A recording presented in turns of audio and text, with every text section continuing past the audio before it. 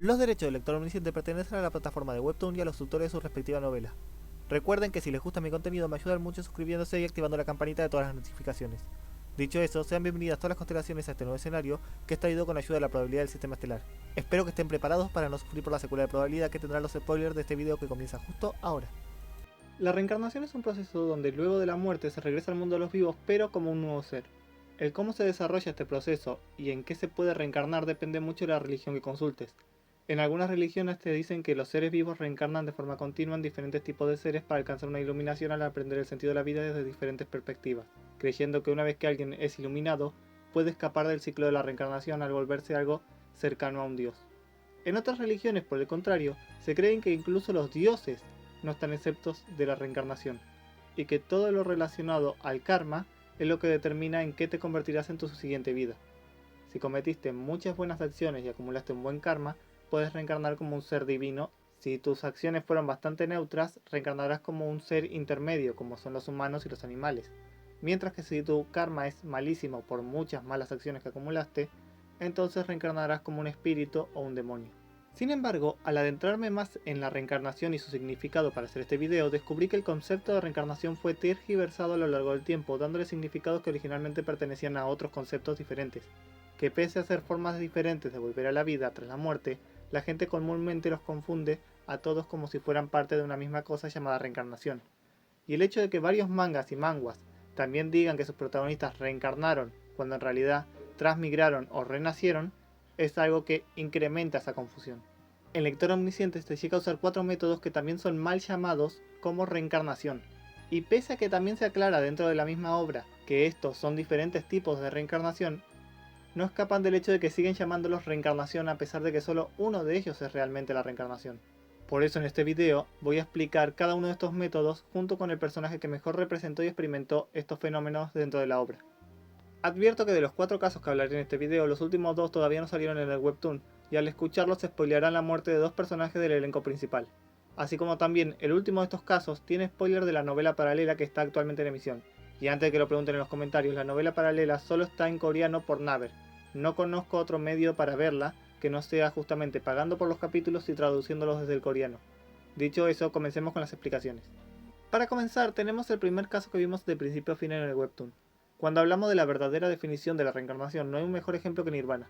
Después de todo, la reencarnación consiste en la preservación del ego de una persona mientras experimenta diferentes vidas.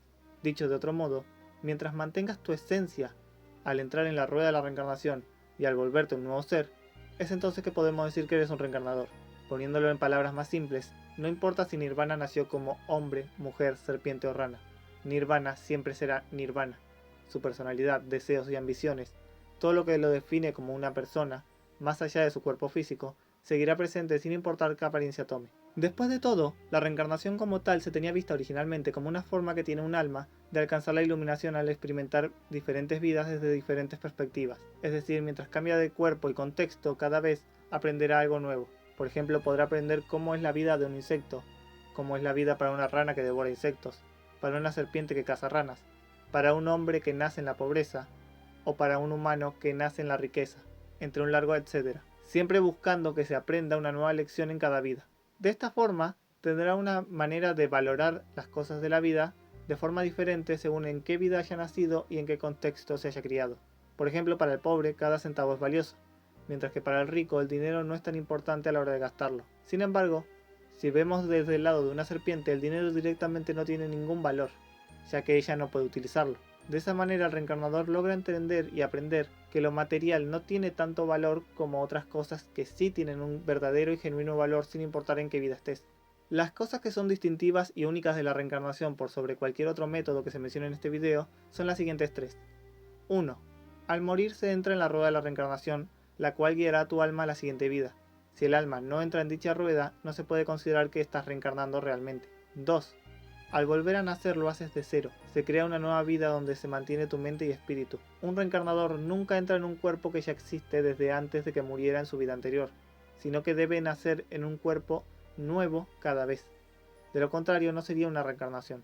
Por último, un reencarnador no tiene límite en cuanto al ser que puede convertirse. No importa la especie, lugar o momento de nacimiento. Puede pasar de ser un insecto a un anfibio, un reptil, un humano o un alienígena sin limitaciones algunas.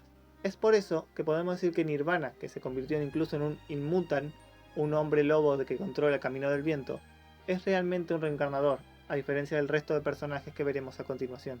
Siguiendo con un caso que está incompleto en Webtoon, ya que solo vimos su inicio más no su final, ya que aún no ha sido adaptado el arco donde termina este proceso, tenemos el caso de la transmigración representada por la Shinjo-sun de la línea 41, que próximamente pasará a llamarse Biyun. También vemos el caso de la transmigración con otros miembros de la compañía Kingdongsha al llegar al archipiélago Kaisengnik, donde durante un tiempo del escenario cada miembro de la nebulosa tuvo su alma metida en el cuerpo de un personaje de la historia de ese mundo, teniendo que completar el escenario en esos cuerpos, solo para que al terminar el escenario las almas de los dueños originales de esos cuerpos se quedaran dentro de los cuerpos de nuestros protagonistas por el resto de la historia principal, desconociéndose su paradero luego de la regresión grupal de los epílogos.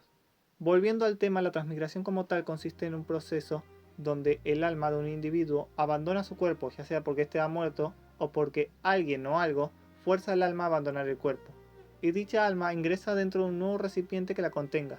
No confundir con la habilidad de Kingdongsha de punto de vista en tercera persona, porque esta es una habilidad que le permite poseer el cuerpo de alguien por un corto periodo de tiempo, pero no es una transmigración, ya que luego el alma de Kingdongsha es expulsada y obligada a volver a su propio cuerpo. Además, a diferencia de la reencarnación, durante la transmigración es muy probable que se genere la pérdida del ego de una persona.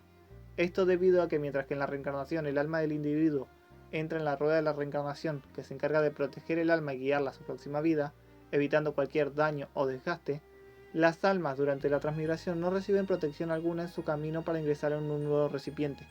Debido a esto pueden desgastarse por el paso del tiempo, perdiendo gran parte de su esencia original, y haciendo que, al volver a la vida, puedan ser una persona completamente diferente a la que solían ser, volviéndose una nueva identidad.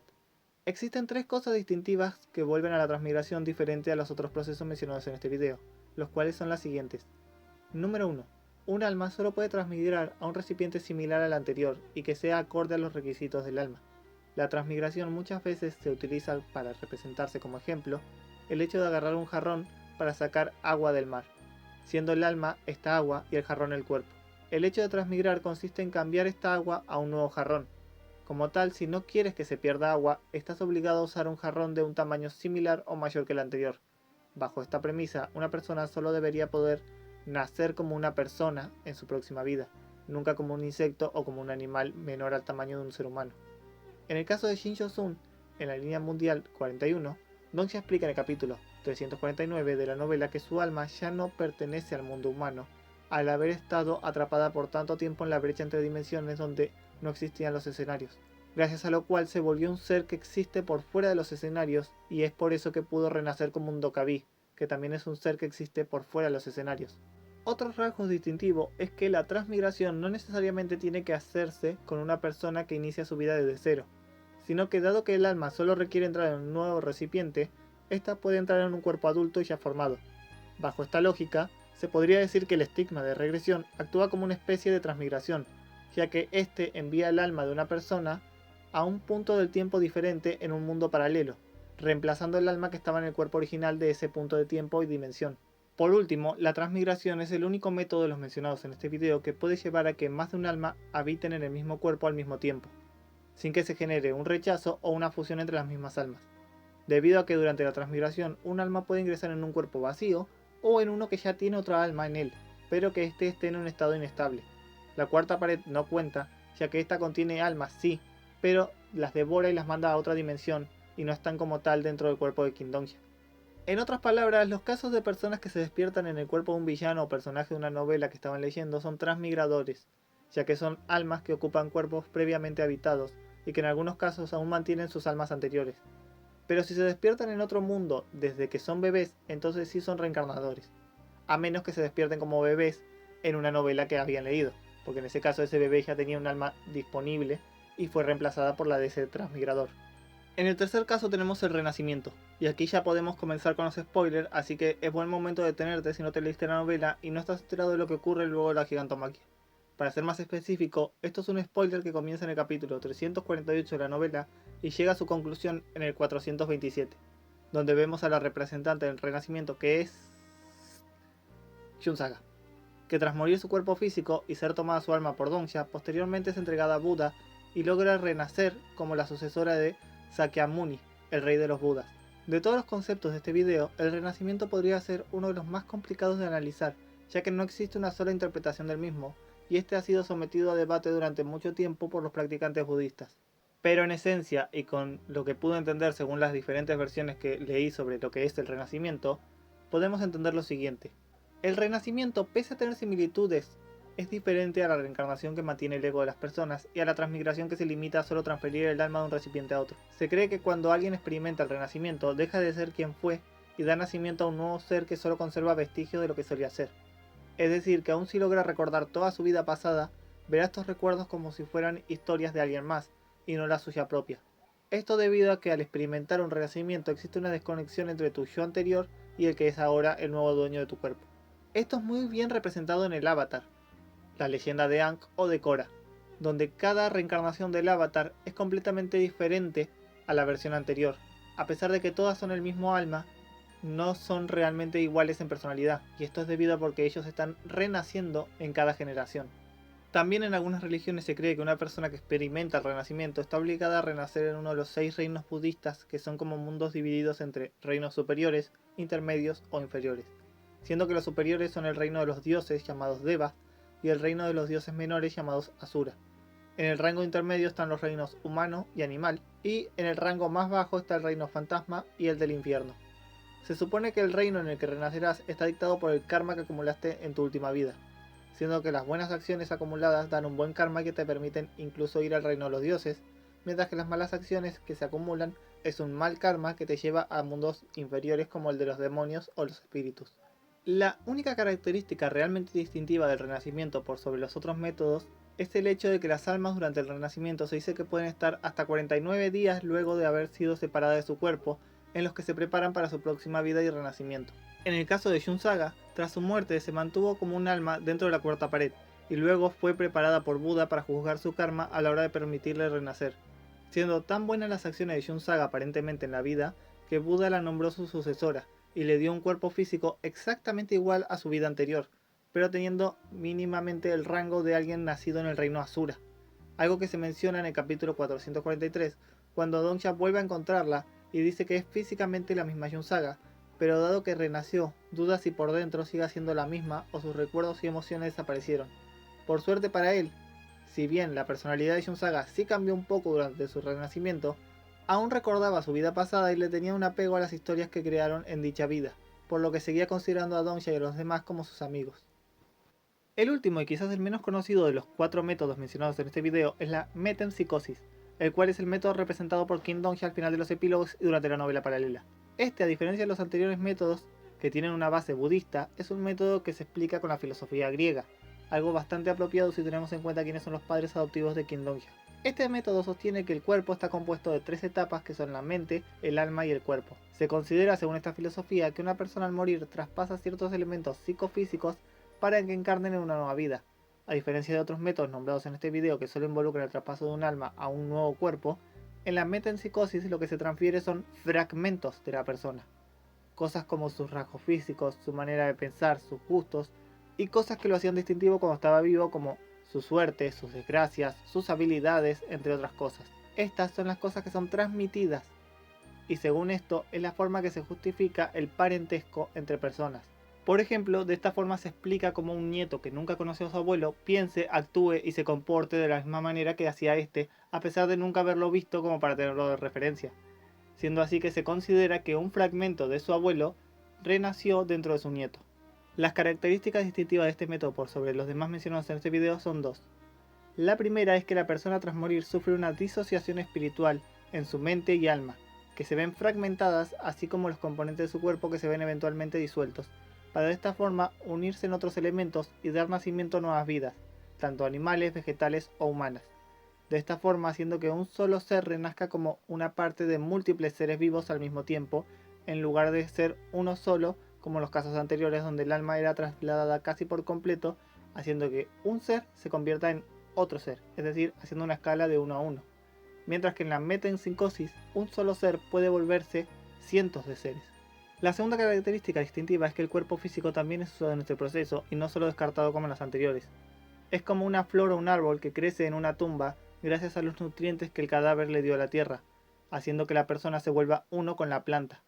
King Dongxia representa perfectamente este caso, ya que él al final de su vida fragmentó su alma, cuerpo y mente por completo, volviéndose uno con el multiverso, renaciendo algunos de sus fragmentos en diferentes seres de distintos universos, llegando incluso a los monstruos o espacios cósmicos, por ejemplo, siendo el fragmento más grande de King Dongxia el protagonista de la historia paralela, Lee Ha-kyun, quien posee el 49% del alma del King Dongxia original.